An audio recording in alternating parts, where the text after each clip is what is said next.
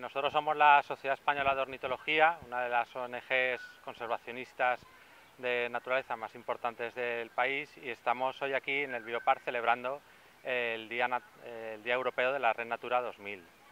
Este Día Europeo viene a celebrar o a concienciar acerca del valor de las áreas protegidas de la red de espacios más importantes por su naturaleza de toda Europa, que es la Red Natura 2000. Estamos recogiendo dentro de la campaña Activa Renatura una serie de gestos que pueden cambiar el mundo, ¿no?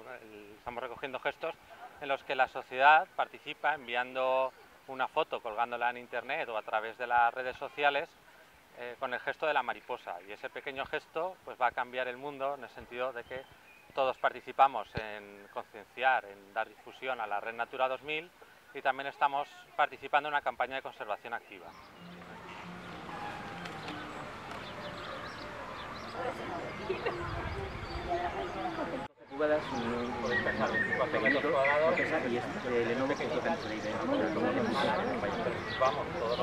Y quiero ver fotos, ¿eh?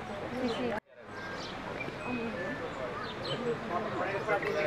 Bueno, y luego, ahora Agachados también perfectamente.